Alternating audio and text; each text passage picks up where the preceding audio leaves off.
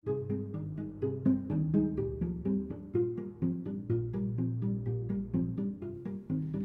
theatercollectie is de voormalige collectie van het Theaterinstituut Nederland, dat in 2013 werd ondergebracht bij de voormalige bijzondere collecties.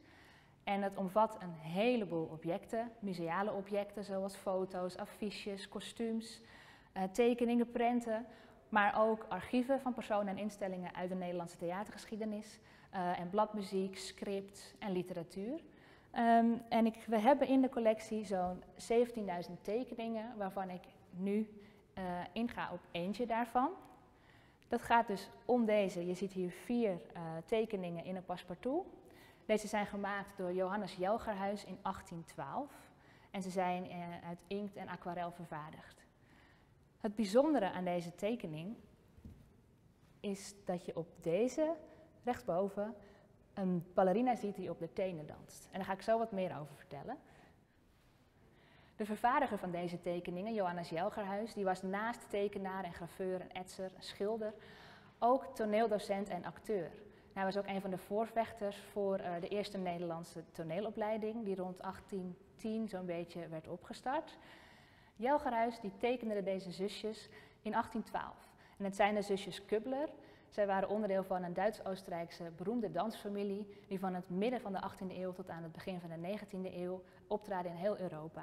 Wat je ziet zijn 2 pas de deux, dat betekent dansen met z'n tweeën. En er zijn er 2 dansen met een sjaal en 2 dansen met een bloemenkrans. En op de achterkant van deze tekening heeft Jelgerhuis met de hand geschreven dat hij deze zusjes gezien heeft. En wat er op de achterkant van deze staat is het volgende.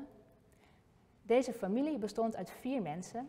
Zij kwamen uit Duitsland naar Holland en gaven van hun balletten op het Hollands toneel te Amsterdam. Onder de menige vrije dansen was de pas de sjaal. En dan heeft hij dus over de sjalendans, kun je het vertalen. Deze manier van dansen, waarbij je dus op je tenen staat, werd aan het begin van de 19e eeuw geïntroduceerd toen de balletten steeds romantischer werden. En het wekte de indruk dat de ballerina's, de meisjes, over het podium zweefden. Het stomme is dat degene die bekend staat om echt als eerste en pois te dansen, dat de Zweeds-Italiaanse ballerina Marie Taglioni is. En dat was rond 1825. Nu zijn er wel bronnen die ook zeggen dat een Russische ballerina al rond 1816 op de tenen danste. Maar deze tekeningen zijn uit 1812 en zijn dus echt de vroegste visuele bronnen van ballerina's die op tenen dansen.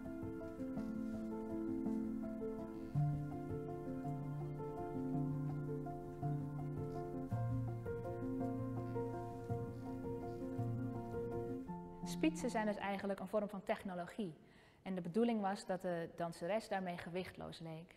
Nou, die schoentjes die hier gedragen werden, dat was natuurlijk nog niet een spits zoals we die nu kennen. Maar dat waren eigenlijk simpele satijnen balletschoentjes, waarvan de voorkant dan extra gestikt werd, zodat ze iets van hun vorm behielden.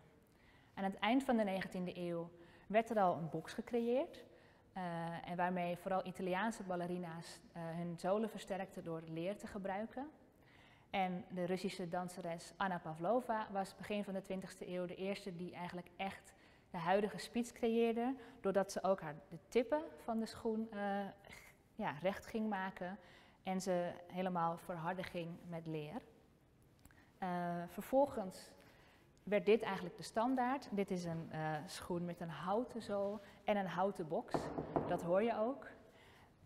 En het nieuwste van het nieuwste, dat is eigenlijk meer deze. En daarvan is de box van kunststof. Zo zijn de schoenen dus eigenlijk steeds meer geëvolueerd om de danseres meer van gemak te voorzien, maar ook om meer te kunnen doen. Dus op die oudste schoentjes was het mogelijk om te zweven over het toneel, maar met deze is het ook mogelijk om moeilijkere dingen te doen, zoals pirouettes draaien of arabesques maken enzovoort. Nou, dit was een voorbeeld van een item uit de theatercollectie.